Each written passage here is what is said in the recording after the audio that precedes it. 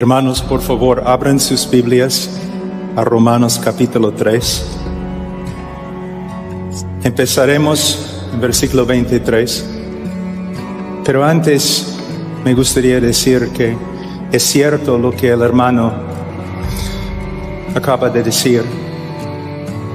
No hay hombres o mujeres grandes de Dios.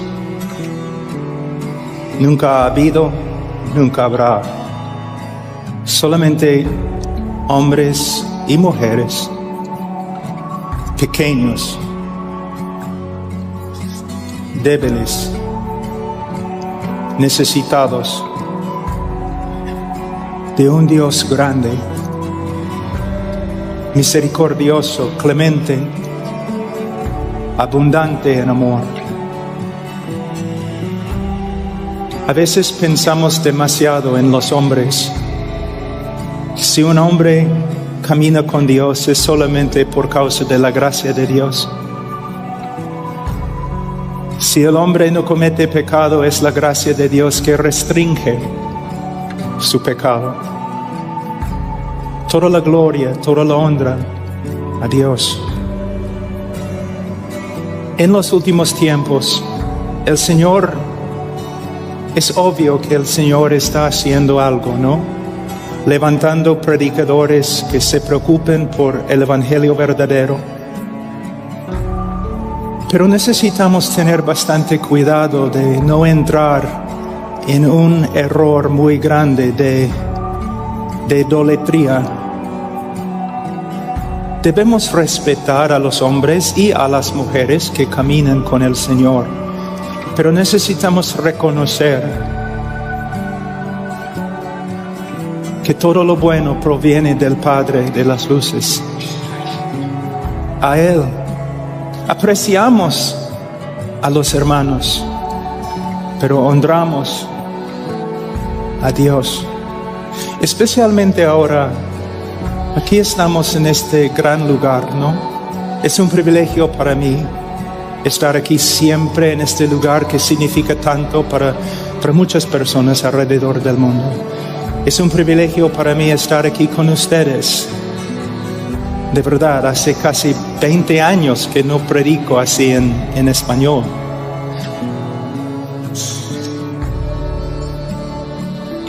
Pero necesitamos darnos cuenta que estamos aquí para ver más de Jesucristo y más de su Evangelio.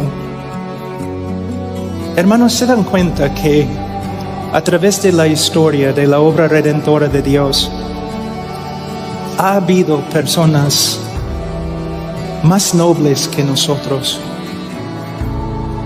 Sabios, reyes, maestros, profetas, que buscaban, que anhelaban ver lo que hemos visto.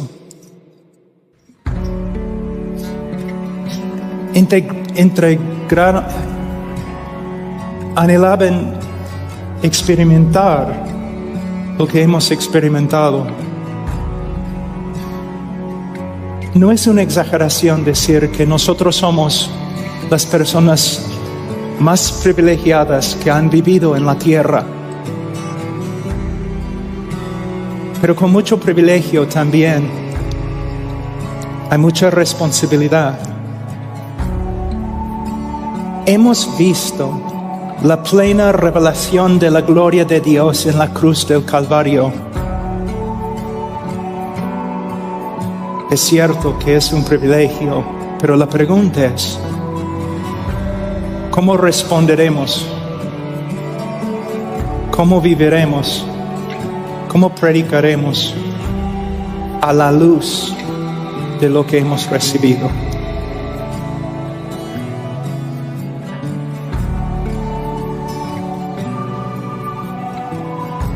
A veces cuando digo a una congregación que voy a enseñar sobre el Evangelio,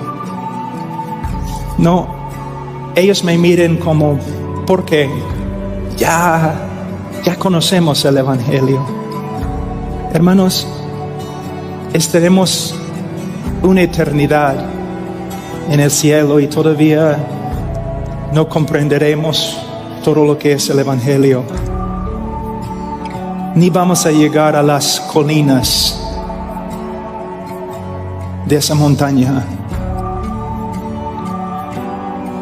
Un hombre puede dedicar toda su vida, cada día, cada hora, solamente al estudio del Evangelio del Señor Jesucristo. Y al final de su vida, aunque él sea el hombre más dotado, el hombre más inteligente y el hombre más espiritual, al final de su vida, ni la 10ª parte ha visto. Pero esta es nuestra tarea como predicadores. Muchos piensan que la tarea más grande del predicador es predicar. No. La tarea más grande del predicador es profundizar la revelación más grande de Dios en la persona de Jesucristo y luego predicar. Como voy a explicar en mi sermón, en el día de hoy el mundo y la iglesia sufren de un evangelio superficial, predicado por hombres superficiales, con doctrina superficial. Hemos recibido, hermanos, una mayordomía más grande que los reyes y los presidentes. Y tenemos que responder correctamente con temor.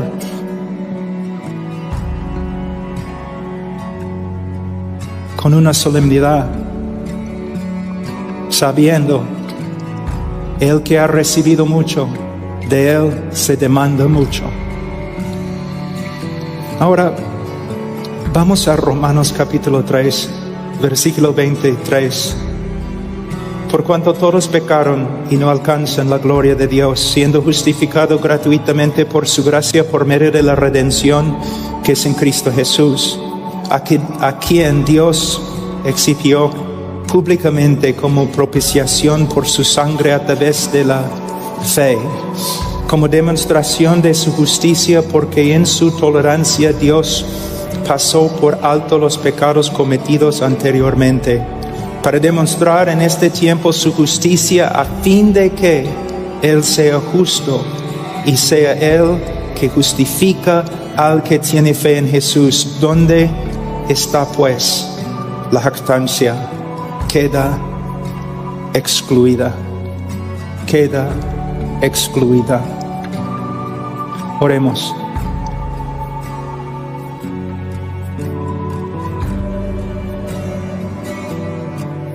Padre, yo me acerco en el nombre del Señor Jesucristo. Y reconozco, Señor, muy bien que fuera de Él no tengo parte contigo. Pero también reconozco quién soy en Él. Y para su gloria, para su honor, yo te pido que me ayudes a predicar, a hablar de Él.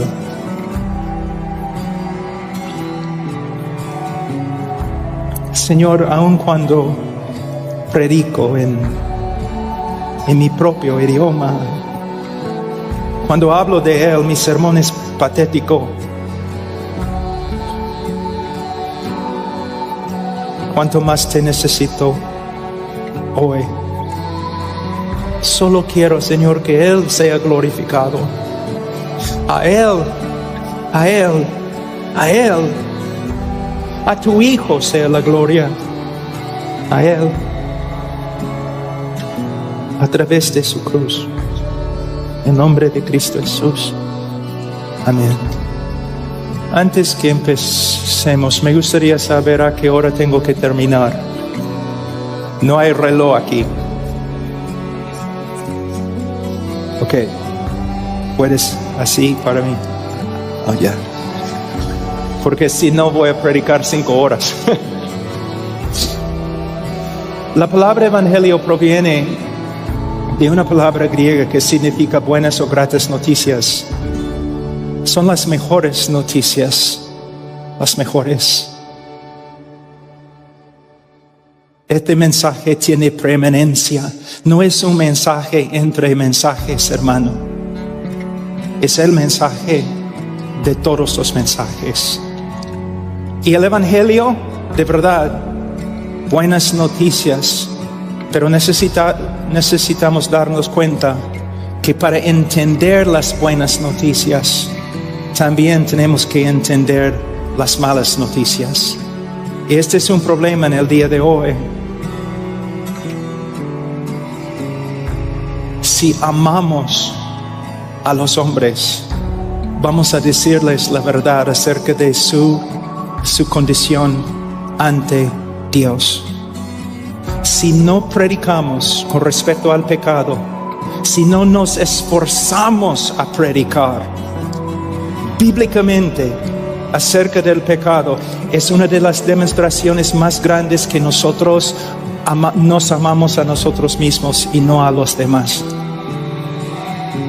Si yo te amo, si soy un hombre de integridad, si soy un médico de integridad y me doy cuenta que tú tienes cáncer, yo tengo que darte las malas noticias, y si no, soy hipócrita.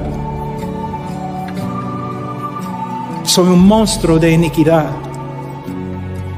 Hay muchos pastores y predicadores en el día de hoy que predican como predican porque se aman a sí mismos y no a la congregación y no a los pecadores. Entonces nosotros tenemos que dar lugar a la necesidad de explicar a los hombres que son pecadores. Los antiguos predicadores eran así. Ellos predicaban la ley, ellos predicaban la santidad de Dios, ellos usaron todo lo que pudieron encontrar en las Escrituras para demostrar, para convencer a todos que son pecadores, porque solamente el pecador busca salvación. Y solo el pecador puede glorificar a Dios, de verdad, por medio de recibir la gracia que ahora sabe que necesita. No debemos ser hombres rudos, enojados. Debemos ser hombres misericordiosos, clementes, llenos de amor, pero a la vez nosotros en amor tenemos que explicar, mostrar a los hombres que son pecadores. Y podemos ver esto en este texto, no solamente en los textos que he leído, sino también en el capítulo 3 de Romanos. Podemos ver Pablo con un intelecto único, con una sabiduría de Dios, el apóstol de los apóstoles, el misionero de los misioneros, el teólogo de teólogos. Y él está usando todos los dones que el Señor le ha dado con un solo propósito: condenar al mundo. Condenar al mundo, para que todo el mundo busque a Dios y la salvación de Dios en Calvario, en la persona de Cristo. La palabra pecar proviene de una palabra griega que significa extraviarse, errar, no dar en el blanco. Es como un arquero que lanza flecha tras flecha tras flecha, pero nunca llega al blanco. En el Catecismo de Westminster, el pecado se define como la falta de conformidad con la ley de Dios o la transgresión de ella. Si solamente hablamos así acerca del pecado, entonces los que nos escuchan van a pensar que el pecado no es tan malo. El pecado es como un error humano y nada más. Pero la Biblia nos enseña que el pecado de verdad es horrible, horrible. Entonces, ¿cómo podemos convencer a los hombres que su pecado es tan horrible como la Biblia dice? Bueno, podemos estudiar la ley con ellos. Podemos pasar por las escrituras con ellos. Podemos hablar de un montón de cosas. Podemos mostrarles el Calvario, donde Cristo murió por el pecado. Pero donde debemos empezar es con la persona misma de Dios. Mira, nuestro pecado no sería un problema si Dios fuera como nosotros. ¿Te das cuenta? Si Dios fuera un Dios injusto, inmoral, Él no tendría problemas con pecado.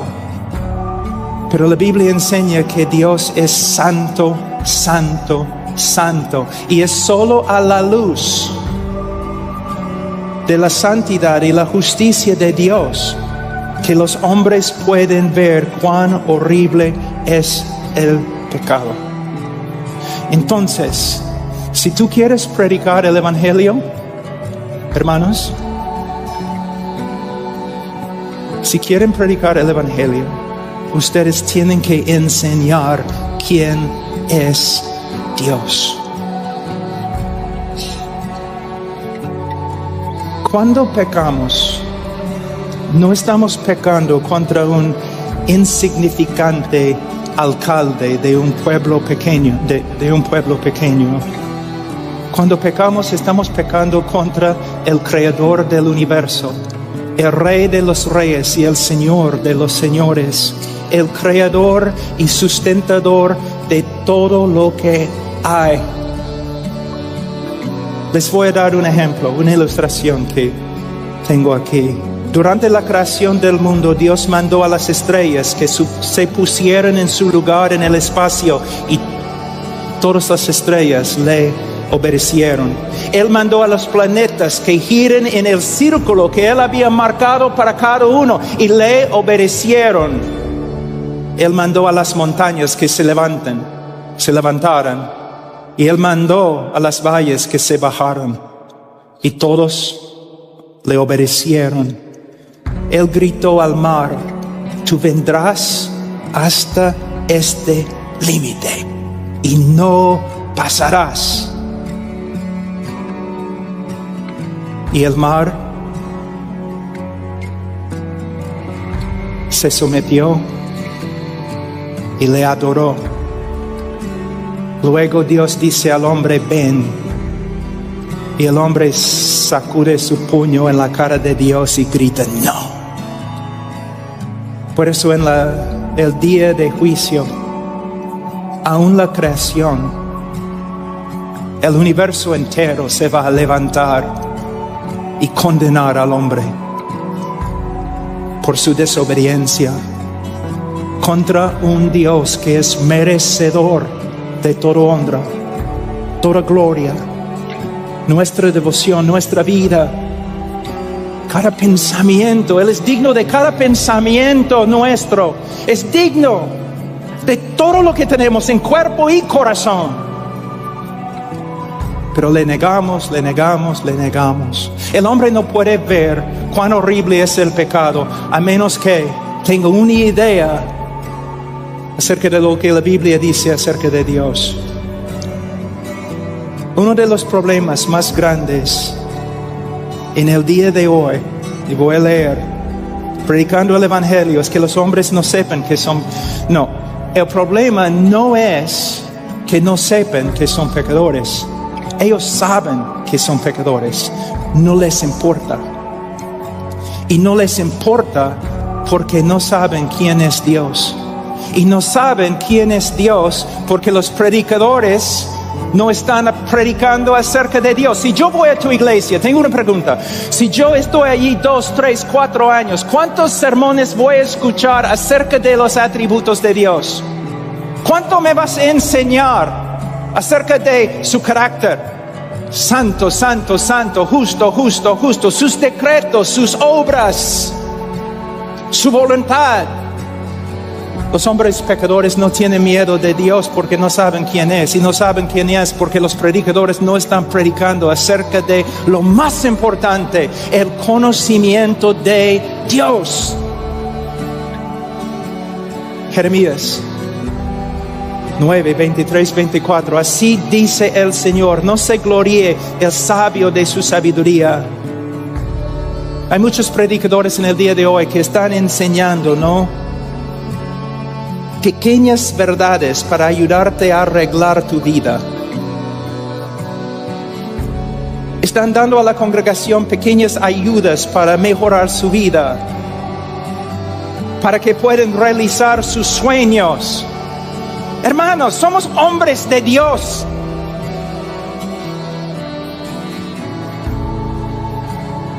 Y nuestra tarea principal es enseñar a los hombres quién es Dios. No se gloríe el sabio de su sabiduría, ni se gloríe el poderoso en su poder, ni el rico se gloríe de su riqueza.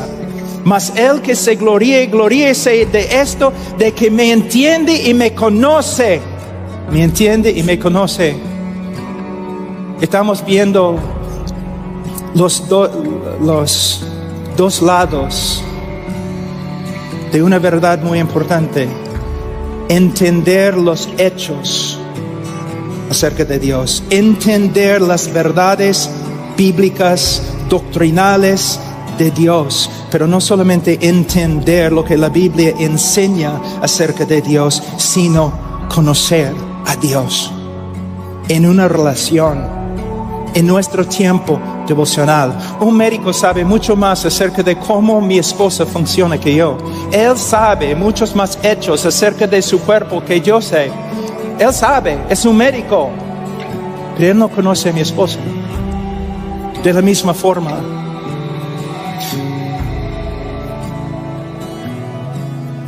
todos nosotros debemos estudiar las Escrituras más. Debemos dejar de correr por todas partes haciendo un montón de cosas que no importan, y debemos dedicarnos a estudiar las Escrituras. Horas y horas. No estoy hablando de minutos y minutos, y no estoy hablando de simplemente para preparar sermones. Estoy hablando de estudiar las Escrituras para conocer a Dios y para ser transformado por Él. Pero el estudio de las Escrituras es más que simplemente aprender información. Es una relación. Una vida devocional. Oración privada. Si voy a ser un hombre de Dios, yo debo pasar más tiempo con Dios que con los demás, para que cuando yo salga para hablar con la gente, la palabra de Dios sale de mi boca. Hablando del Evangelio, hermanos, el problema muchas veces somos nosotros, pastores, que no pueden sentarse a los pies de Dios y estudiar su palabra. Necesitamos ser hombres que conocen muy bien a Dios, que temen a Dios, que aman a Dios. Hombres que viven en su presencia, para que cuando hablamos de los atributos de Dios, su santidad, su justicia, su amor, su misericordia, su ira,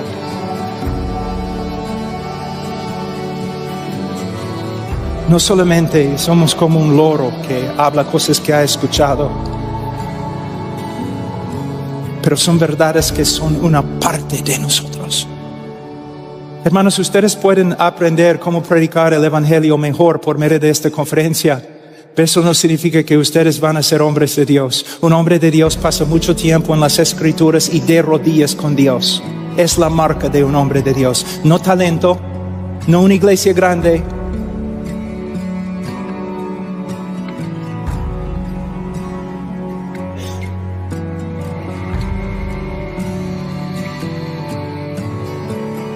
El que se gloríe, gloríese de esto, de que me entiende y me conoce, pues yo soy el Señor, que hago misericordia, derecho y justicia en la tierra, porque en estas cosas me complazco, declara el Señor, tu ambición más grande debe ser, si quieres ser un predicador del Evangelio, tu ambición más grande debe ser el conocimiento de Dios.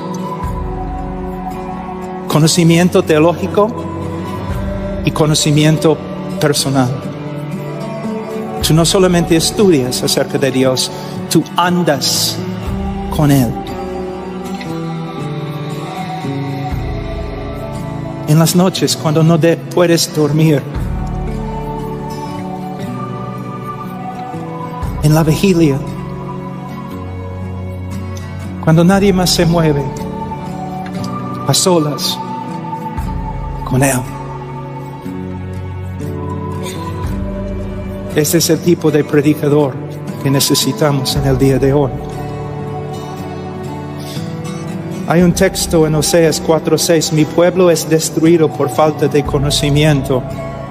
Por cuanto tú has rechazado el conocimiento, yo también te rechazaré, para que no seas mi sacerdote. Como has olvidado la ley de tu Dios, yo también me olvidaré de tus hijos. ¿Cuál fue el crimen más grande de Israel? Una falta de conocimiento de Dios. Y los padres, los sacerdotes, los maestros en Israel, ellos eran básicamente ignorantes de la revelación de Dios. Y por causa de su ignorancia, sus hijos espirituales sufrieron. En el día de hoy yo voy a muchas iglesias donde yo veo una congregación sufriendo porque no tienen conocimiento de Dios. Y no tienen conocimiento de Dios porque sus pastores no están predicando acerca de Dios. Y no están predicando acerca de Dios porque no estudian a Dios. Y no estudian a Dios porque no les importa. Y una conferencia acerca de evangelismo no va a cambiar este problema, sino pastores y predicadores arrepintiéndose y corriendo de nuevo donde empezaron, regresando a donde empezaron, a los pies de Dios, viviendo para conocerlo. 1 Corintios 15:34, un texto que es tan importante, pero muchas veces se pasa por alto. 1 Corintios 15:34, sed sobrios como conviene y dejad de pecar, porque algunos no tienen conocimiento de Dios, para vergüenza vuestra lo digo. ¿Pueden ver lo que Pablo está diciendo? Hay una relación directa entre una falta de conocimiento de Dios, y la moralidad de una congregación.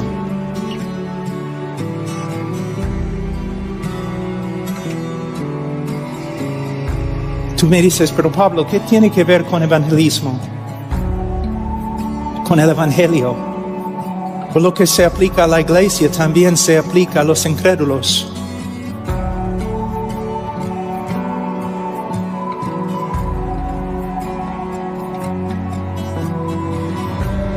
Cuando no hay un conocimiento bíblico de Dios, los hombres van a crear a su propio Dios. Y este Dios que ellos creen es nada más y nada menos que una reflexión de ellos. Entonces no tienen miedo del día de juicio, porque el Dios que ellos esperaban es exactamente como ellos.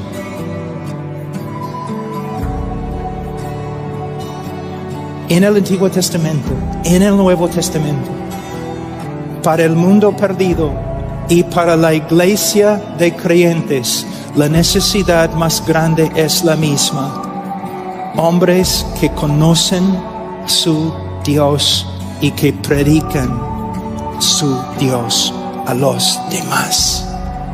Cuando estoy evangelizando en el avión o en un bus o predicando en la calle, ¿dónde empiezo? ¿Con el pecado del hombre? Nunca.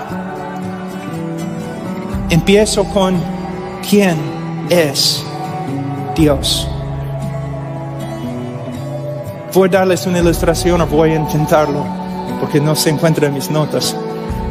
Imagínense un mafioso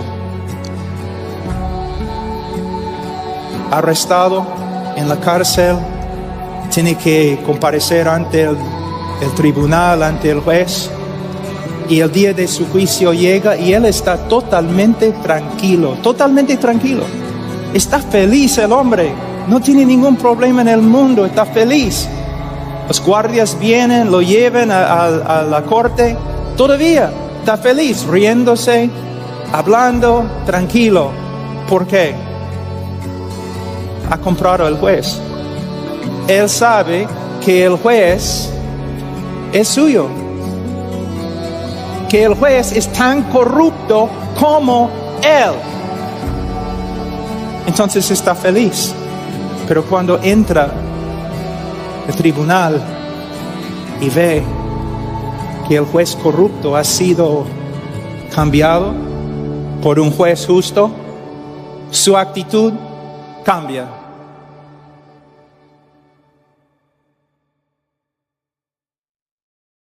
Este es el trabajo del predicador. El hombre piensa que no tiene problemas con Dios, porque Dios no tiene problemas con él, que él y Dios son amigos, que están de acuerdo en todo. Pero cuando el hombre aprende quién es Dios, todo cambia. Y el hombre va a arrepentirse, o el hombre va a pelearse aún más contra Dios. Pero algo va a suceder. Algo va a pasar. Ahora, en versículo 3:23, Pablo dice: por cuanto todos pecaron, y hemos demostrado que nadie puede entender esta frase, excepto a la luz de los atributos de Dios. Entonces, pastores, predicadores, evangelistas, dedíquense a predicar los atributos de Dios. Pero también él dice acá: y no alcanzan la gloria de Dios. Si estudias la historia de interpretación con respecto a este texto, tú vas a ver una evolución muy interesante que va de acuerdo con las ideas de nuestra cultura. En el día de hoy, cuando uno lee este texto, está destituido de la gloria de Dios, mayormente el evangelista sigue con: Dios tiene un plan maravilloso para tu vida. Y Él no puede lograr este plan en tu vida porque no quieres. Dios tiene tantos sueños para ti. Él quiere hacer tantas cosas lindas, y todos los deseos y ambiciones que tú tienes, Dios está tratando de lograr en tu vida, pero tú no quieres trabajar con Él para lograrlos. El texto no tiene nada que ver con eso, hermanos. El texto hay que interpretarlo a la luz de Romanos, del libro de Romanos, especialmente, mira, capítulo 1,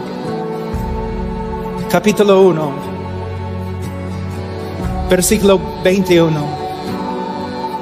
Pues aunque conocían a Dios, no le honraron como a Dios, ni le dieron gracias, sino que se hicieron vanos en sus razonamientos, y su necio corazón fue entenebrecido. El hombre fue creado no para realizar sueños humanistas y carnales y personales. El hombre fue creado para la gloria de Dios y para servir a Dios conforme a su voluntad. Y es solo en perseguir este propósito el hombre haya vida y paz y propósito. Agustín dijo: Señor, tú nos has hecho para ti, y solo hallaremos descanso si descansamos en ti. Hermanos, no solamente tenemos que enseñar a los hombres que son pecadores, y no solamente tenemos que enseñarles quién es Dios, sino también nosotros tenemos que enseñarles la vanidad de la vida separada de Dios. Es una vanidad absoluta, patética.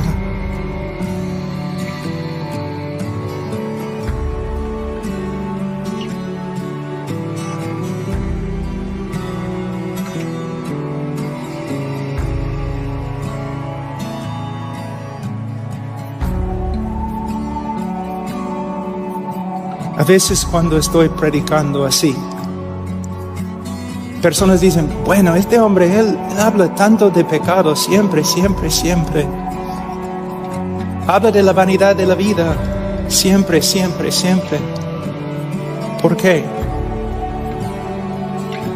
Yo he predicado muchos años, 35 años. Yo he seguido también el ejemplo de hombres a través de la historia de la iglesia. Y yo sé que si vas a ser evangelista, es tu tarea exponer el pecado del hombre y exponer la vanidad de su vida. No para dejarlo allí sin esperanza, sino para que vea que su única esperanza es la gracia de Dios comprada por Jesucristo. Cuando yo voy a un lugar, si estoy predicando en la calle o predicando en una universidad, mi trabajo principal es arruinar la fiesta. Es mi trabajo principal para mostrarles luego la verdadera vida. La verdadera vida. Mi mamá murió de cáncer, una cristiana, una croata, una cristiana muy fiel, pero muy fuerte voluntad, casi como una latina, muy fuerte voluntad.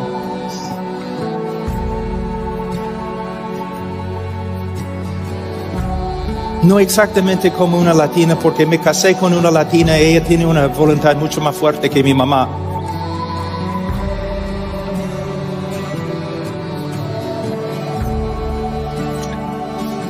Pero el doctor, no, a veces hay doctores que no son buenos, ¿no? Que no se preocupen por sus pacientes, pero este doctor era distinto.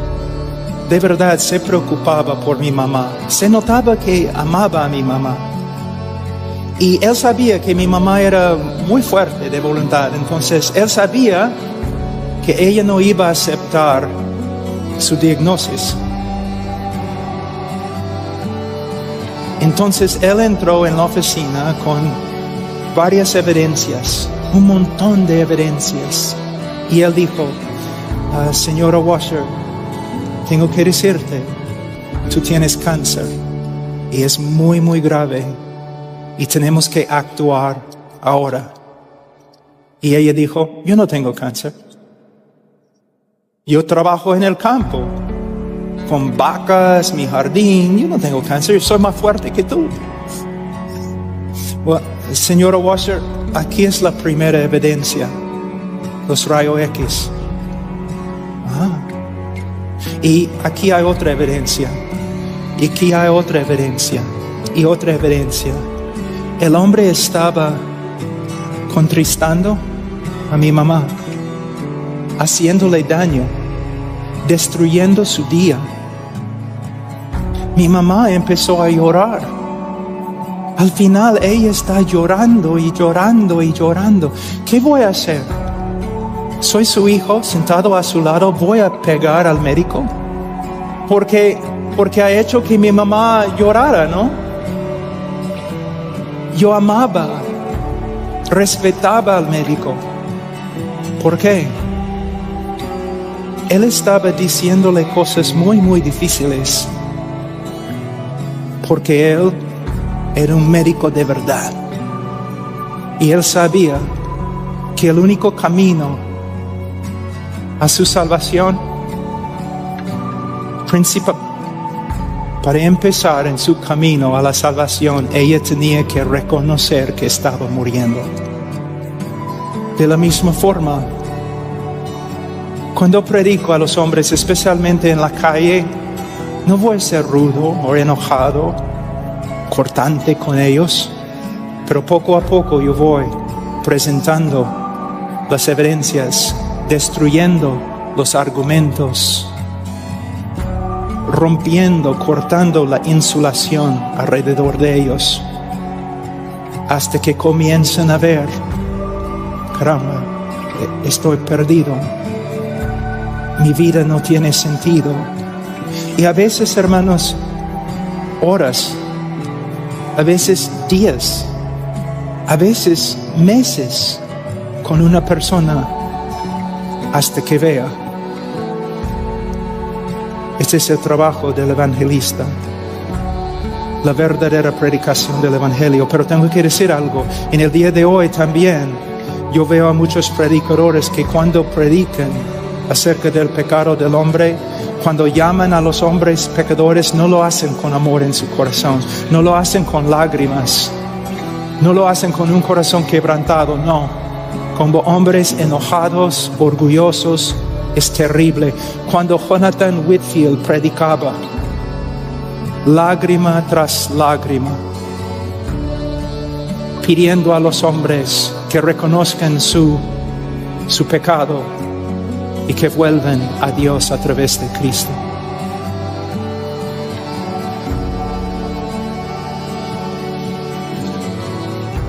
Voy a ver algunos textos simplemente para mostrarles cómo debemos usar las Escrituras para convencer a los hombres que son pecadores.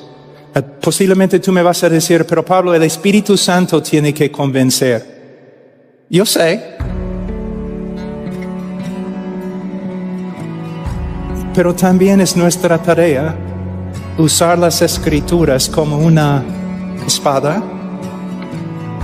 Somos instrumentos también del Espíritu Santo, y el Espíritu Santo usa la palabra del predicador para convencer a los hombres acerca de su pecado. Vamos a Génesis 6:5. Dice, todo designio de ellos era de continuo solamente el mal. Una vez yo estuve predicando en una universidad y después un reportero se me acercó y me dijo, muy enojado, yo no estoy de acuerdo con tu interpretación de Génesis 6:5. Yo le dije, no interpreté el texto, yo leí el texto. Tú has interpretado el texto y correctamente, felicitaciones. Es lo que la Biblia dice acerca del hombre, y es cierto, hermanos. Si yo pudiera poner todos tus pensamientos en un DVD y yo pudiera dar este DVD aquí en el auditorio, mostrar todos los pensamientos que has pensado toda tu vida, tú correrías de aquí con vergüenza y nunca regresarías. ¿Cómo sé? ¿Soy profeta? No, es lo que la Biblia dice. ¿Cómo sé? ¿Soy profeta? No, soy igual.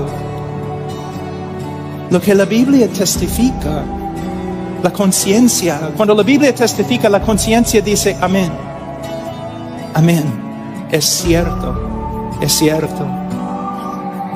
Mira, Génesis 8:21. Porque el intento del corazón del hombre es malo desde su juventud. Fíjense, la Biblia dice esto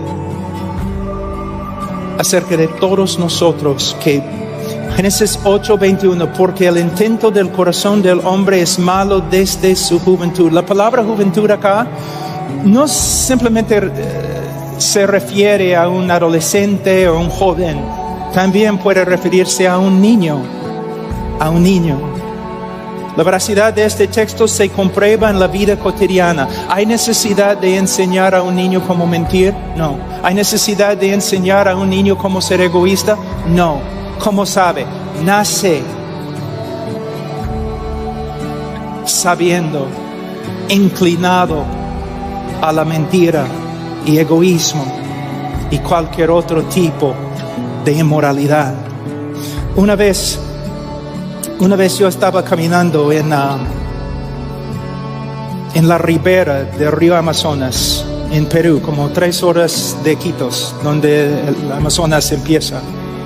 Y caminando allí nomás, en la selva, y vi a 2 niños, muchachos, 8 años, 9 años, y estaban allí jugando en la ribera, en la arena.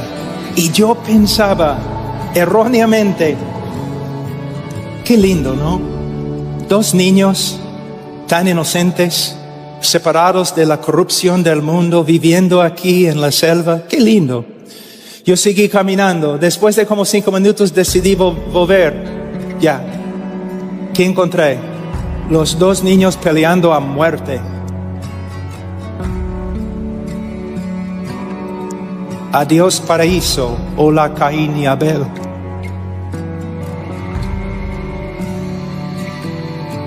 Imagínense un niño un ratito, y lo pones en un cuarto con los mejores juguetes del mundo, los mejores juguetes que existen. Y tú le das juguete tras juguete hasta que encuentras el juguete que no le gusta. Él bota el juguete, tú lo pones en sus brazos de nuevo. Él bota el juguete, tú lo pones en su brazo. ¿Cómo puedes cambiar la actitud del niño con respecto al juguete que odia? Solamente tienes que traer otro niño y sentar el otro niño enfrente al primer niño y poner en sus brazos el juguete. ¿Qué va a pasar? La Tercera Guerra Mundial. Y hermanos, toda la historia, toda la literatura secular y clásica, toda la filosofía aún de los hombres, por supuesto la conciencia, las escrituras, los periódicos hasta el día de hoy testifican que el hombre es pecador. Pero no, el hombre no es pecador porque peca, sino peca porque es pecador por naturaleza. El texto clásico es Salmo 51:5. He aquí en maldad he sido formado y en pecado me concibió mi madre.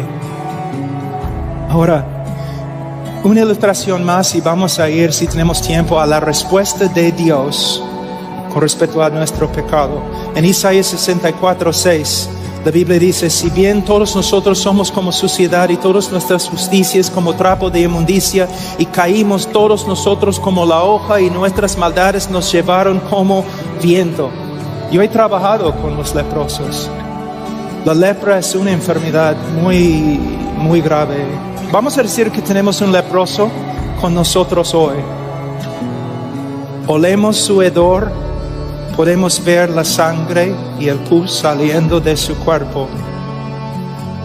Es una escena que ni el más fuerte puede aguantar. Es algo horrible, hermano. Pero vamos a decir que nosotros decidimos ayudarle. Entonces mandamos a una persona y él va a una tienda muy, muy fina aquí en Los Ángeles y compra una ropa de seda muy, muy exquisita, o una tela de seda, y regresa y nosotros envolvemos al leproso en la tela. Por un segundo se ve bonito, pero ¿qué va a pasar? La corrupción de su cuerpo va a sangrar por la tela. Y la tela va a llegar a ser tan corrupta como el hombre mismo.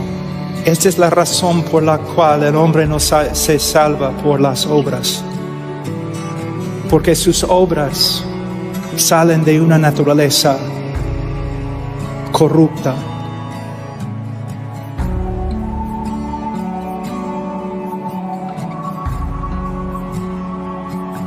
Ahora, un ratito, quiero que vean algo muy importante en Romanos 3. El apóstol Pablo en capítulo 3, versículo 10. 10 a 20. Si tú tomas una clase de evangelismo conmigo, vamos a pasar mucho tiempo en este texto. ¿Por qué? Esta es la conclusión de todo lo que Pablo ha escrito. Aquí podemos ver la estrategia de Pablo en tratando el pecado de los hombres. Él ha usado varios argumentos, pero ahora puesto que también no solamente está hablando a los gentiles, sino también está hablando a los judíos. Él va a terminar con varios textos de las Escrituras, texto tras texto tras texto. Yo hago lo mismo cuando hago evangelismo, con una congregación o con una persona, texto tras texto tras texto tras texto, hasta que por medio de las Escrituras y el poder del Espíritu Santo que se manifiesta a través de las Escrituras, el hombre pueda ver su pecado. No hay justo ni aún uno. No hay quien entienda, no hay quien busque a Dios. Todos se han desviado, aún se hicieron inútiles. Él está destruyendo con cada texto los argumentos de los judíos. Todos se han desviado, aún se hicieron inútiles. No hay quien haga lo bueno, no hay ni siquiera uno. Y él sigue un versículo después de otro versículo, y al final él llega al versículo 19 y dice: ahora bien, sabemos que cuanto dice la ley, lo dice a los que están bajo la ley. El propósito de Pablo en su predicación del Evangelio,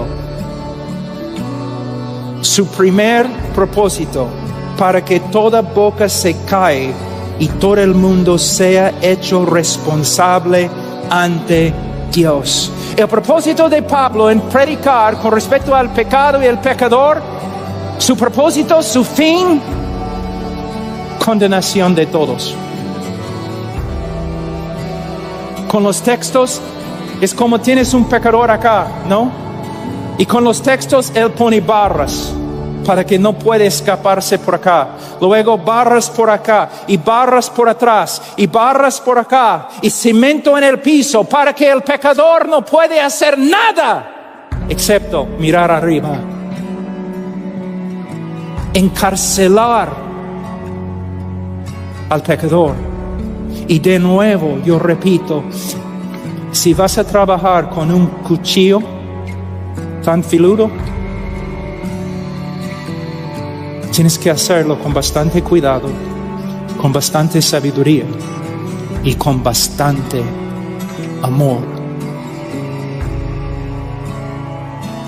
Pero a la vez tienes que hacerlo. Encerrar al hombre para que no tenga ninguna esperanza.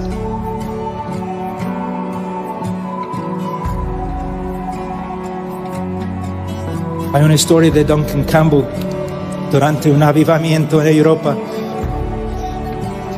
y había un pecador notorio, un monstruo de iniquidad que vivía en los campos. Y un día, durante una prédica de Duncan Campbell, su esposa llegó y dijo: tienes que venir a la chacra. ¿Qué es la palabra en... Los peruanos dicen chacra? Hacienda.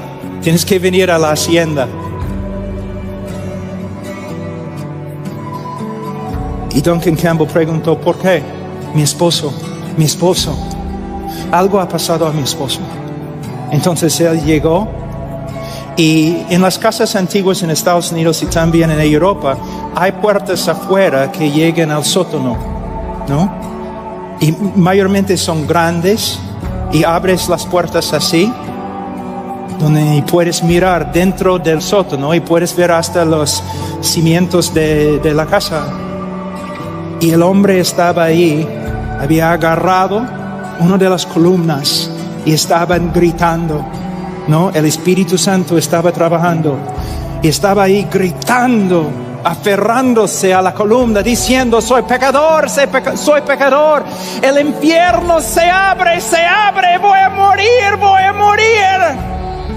Su esposa miró a Duncan Campbell.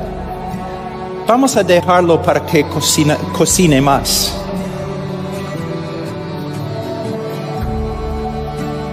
Hermanos, los antiguos predicadores hicieron lo mismo. Muchas veces no pasamos suficiente tiempo operando haciendo cirugía con la palabra de Dios para que los hombres sepan de verdad que necesitan un Salvador. Yo sé, es una ilustración graciosa, pero en serio, yo he estudiado los predicadores de antigüedad.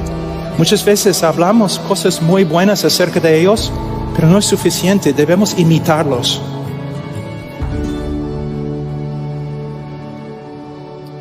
Yo no voy a consolar a un pecador que el Espíritu Santo está turbando. Yo voy a dejarlo. Quizás voy a estar a su lado en silencio, pero voy a esperar hasta que diga, dame una respuesta. Yo veo claramente mi pecado. Por favor, dime que hay esperanza, que hay salvación en Sion. De nuevo, se necesita sabiduría. Ahora,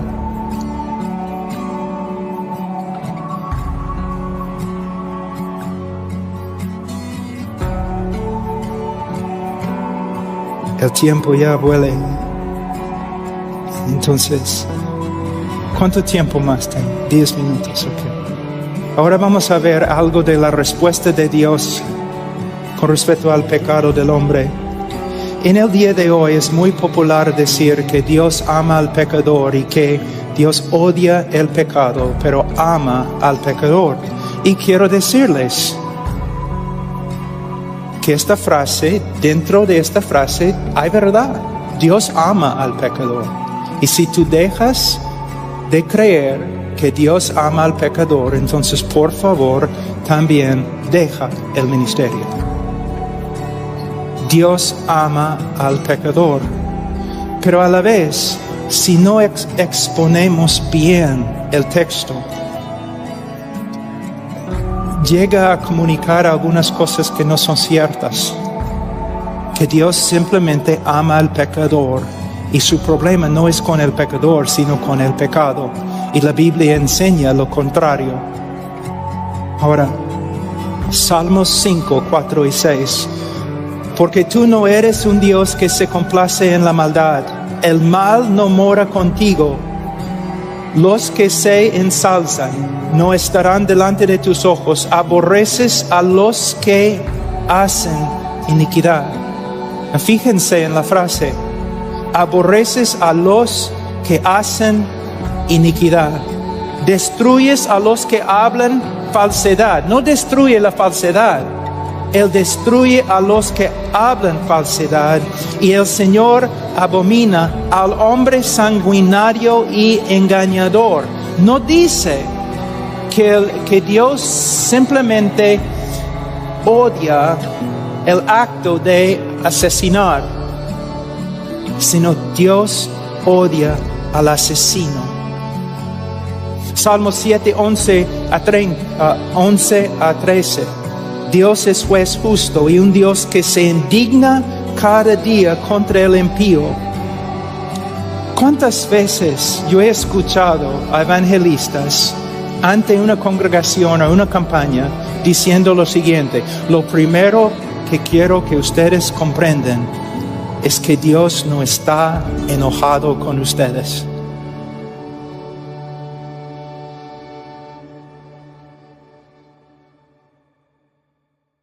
Yo entiendo lo que el evangelista quiere lograr, y a veces su propósito es noble, pero él está diciendo algo que no es cierto. De hecho, la Biblia enseña lo contrario. Dice 12: y si el impío no se arrepiente, él afilará su espada. Tensado y preparado está su arco. Ha preparado también sus armas de muerte. Hace de sus flechas saetas ardientes. En hebreo, si tú quieres enfatizar algo, tú repites. Aquí él viene con frase tras frase para explicar que Dios no solamente está enojado con el pecador, pero Dios va a actuar conforme a su enojo. Es lo que se llama en las Escrituras venganza. Ahora, cuando yo leo textos así en una congregación normal, una congregación evangélica, cuando yo enfatizo el odio de Dios, no solamente contra el pecado, sino también contra el pecador, mayormente las personas responden así. Primeramente, pero Dios es amor. Dios es amor y por eso no puede odiar. Mi respuesta, Dios es amor. Por eso tiene que odiar. Pero pastor, ¿cómo puede ser? Bueno, el amor nunca es neutral. No puede ser neutral. Si yo amo a los judíos, ¿puedo ser neutral con respecto al holocausto judío? No. Si amo a los afroamericanos, ¿puedo ser neutral con respecto a la esclavitud? Si amo a los niños, ¿puedo ser apático, neutral al aborto? No, si amo a los judíos, tengo que odiar el holocausto judío. Si amo a los africanos, tengo que odiar esclavitud. Y si amo a los bebés, seres humanos con almas, yo no puedo ser neutral con respecto al aborto. Yo lo odio. Yo lo odio. Dios ama la justicia. Él odia la maldad. Y si no fuera así, tendríamos en el cielo un Dios como Hitler. Otra objeción, Juan 3:16. Me dicen, pero Juan 3:16 se encuentra en las Escrituras. Dios ama al mundo. Y para que sepan, mi texto favorito en toda la Biblia es Juan 3:16. Sí, se encuentra en las Escrituras. De verdad. Pero también Salmos 5:5 se encuentra en las Escrituras.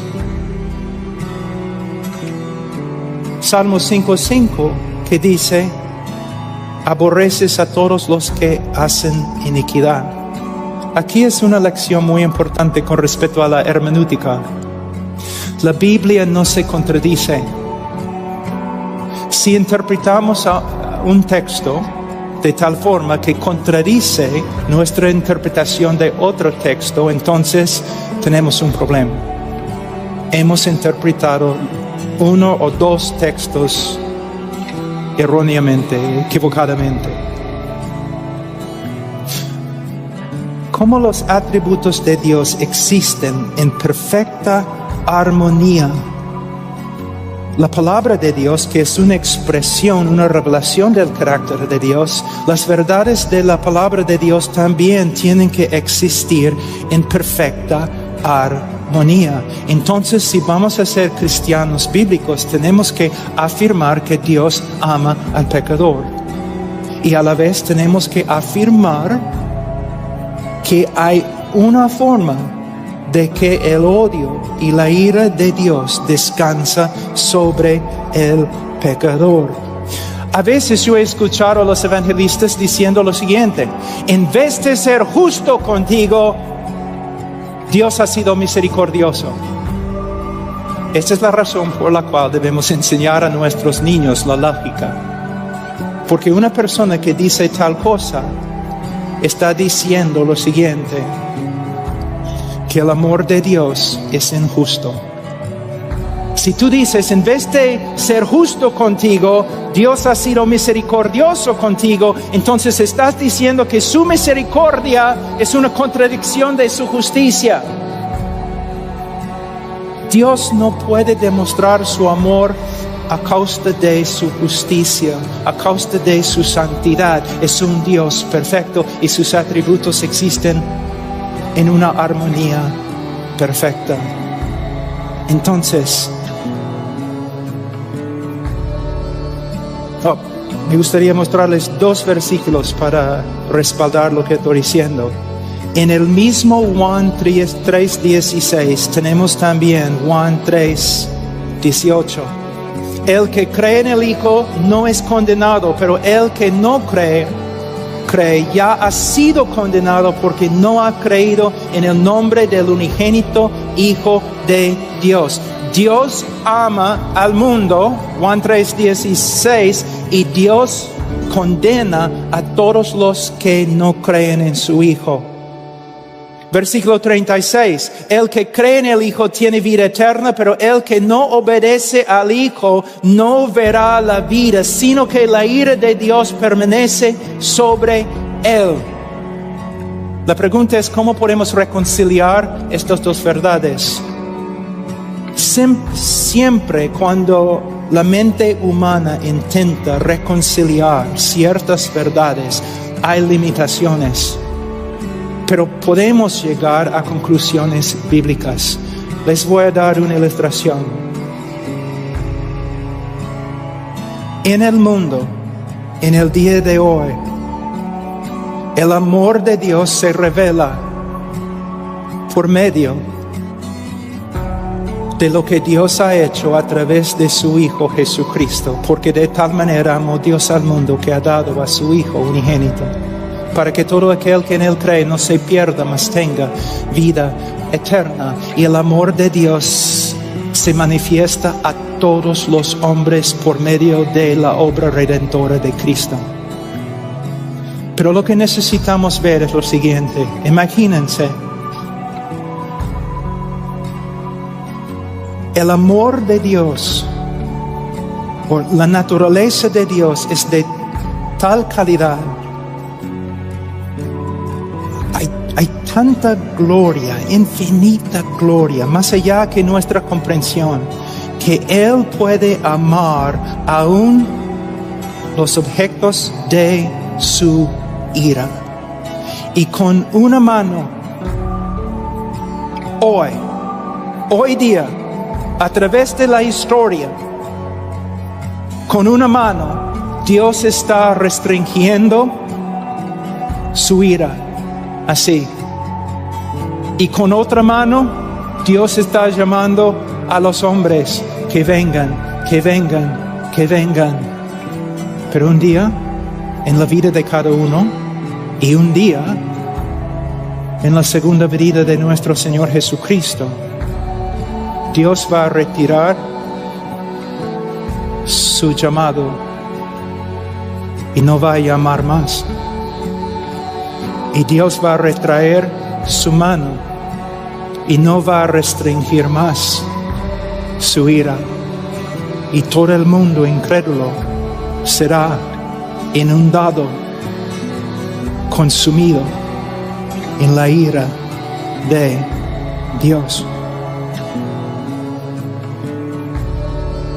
Y nosotros somos predicadores de este mensaje, un mensaje tan solemne.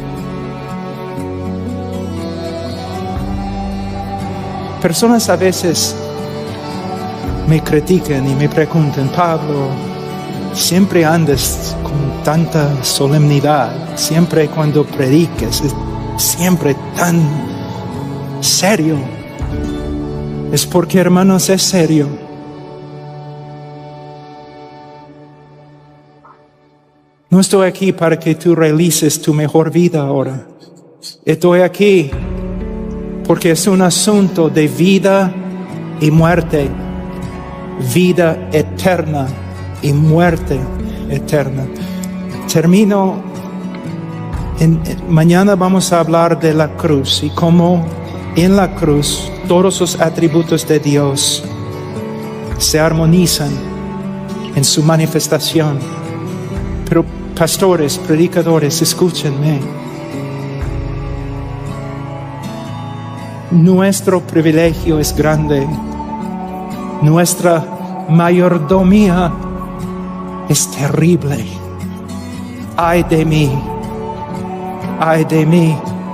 ¿Quién es suficiente? ¿Quién es suficiente? Oh, hermanos, viven en la presencia de Dios. Conferencias a veces es muy difícil ser piadoso durante las conferencias, porque siempre estamos escuchando sermones. Nos levantamos en la mañana, no tenemos tiempo para orar o leer la Biblia. Hermanos, nunca, nunca, nunca, nunca deben pasar por alto el primer trabajo de pasar tiempo a solas con Dios. Dios les bendiga.